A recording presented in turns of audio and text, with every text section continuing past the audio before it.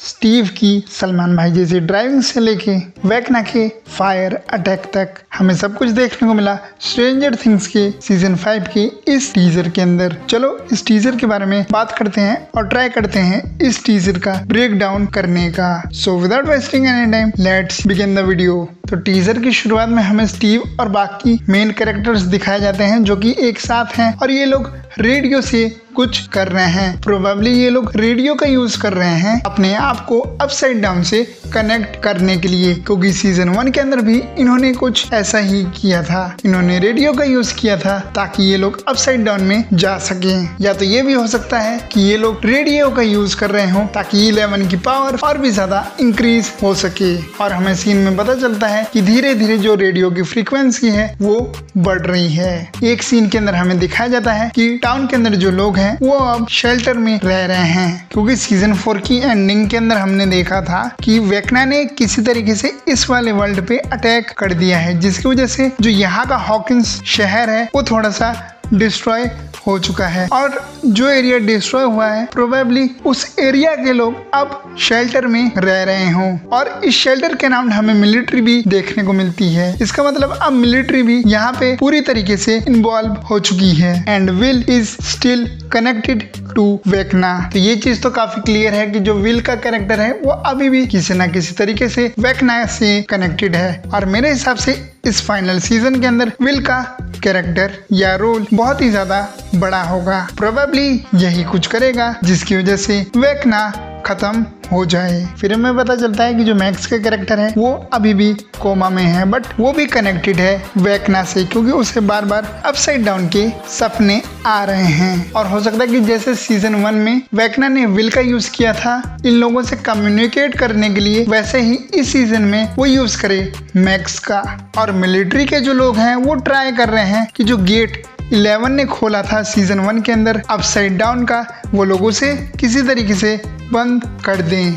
और Russian military या फिर गवर्नमेंट का रोल इस सीजन में ज्यादा बड़ा होगा। प्रोबेबली वो लोग हॉकिंस को अंडर कंट्रोल करने की कोशिश करें, क्योंकि उनका कुछ ना कुछ मोटिव तो जरूर है इस पावर को लेने के पीछे, जो कि हम ऑलरेडी सीजन 4 में देख चुके हैं। फिर हमें टीजर के अंदर एक शॉट में दिखाया जाता है कि वेकना जो है किसी को पकड़ने की कोशिश कर रहा है और ये कैरेक्टर प्रोबेबली मैक्स हो, जिसे वेकना कोमा में होने के बावजूद कंट्रोल करने की कोशिश कर रहा हो। फिर नेक्स्ट सीन में हमें डेमोगोर्गन दिखते हैं जिन्होंने हॉस्पिटल पे अटैक कर लिया है जहाँ पे मैक्स मौजूद है। यानी कि ये चीज तो क्लियर है कि वेकना मैक्स के पीछे पड़ा हुआ है और लूकस मैक्स को बचाने की कोशिश कर रहा है। फिर हमें कुछ एक्शन सीन्स का मोन्टाज देखने को मिलता है, जिसमें से सबसे इंटरेस्टिंग सीन ये था कि स्टीव अपसाइड डाउन के अंदर है और वो गाड़ी चला रहा है। प्रोबेबली जो लोग अपसाइड डाउन में गए हों वो लोग वेकना या फिर उसके डेमोगोर्गन से बचने की कोशिश कर रहे होंगे। अब एक सीन हमें इस टीजर में देखने को मिला जो कि मुझे तो समझ नहीं आया। अगर तुम्हें ये सीन किसी तरीके से समझ आया है तो मुझे कमेंट्स में बताना। इस सीन के अंदर हमें मिसेस व्हीलर और उनकी बेटी हॉली देखने को मिलती हैं, छुपी हुई हैं किसी तरीके के पानी के टैंक के अंदर। अब मुझे ये सीन तो उतना समझ नहीं आया। अगर तुम्हें समझ आया है कि इस सीन का क्या मतलब है तो तुम मुझे कमेंट्स में बता सकते हो। फिर हमें अगेन कुछ और एक्शन सीन्स दिखाए जाते हैं काफी जल्दी और उसके बाद के एक सीन में जो हॉपर का कैरेक्टर है वो ग्रेनेड थ्रो कर रहा है और जो वहाँ पे कैंप जैसी चीज लगी हुई है वो डिस्ट्रॉय हो जाती है उन ग्रेनेड्स के चलते। अब क्या पता उसने अपने आप को सेक्रीफाइस कर दिया हो या ग्रेनेड फेंक के वहाँ से भाग गया हो। और इसके अगले सीन में हमें देखने को मिलता है कि जो नैन्सी का कैरेक्टर है वो रो रही है और उसके हाथ पे ब्लड लगा हुआ है। प्रोबेबली किसी कैरेक्टर की डेथ हो गई हो यहाँ पे, जो कैरेक्टर हो सकता है स्टीव या फिर जोनाथन का।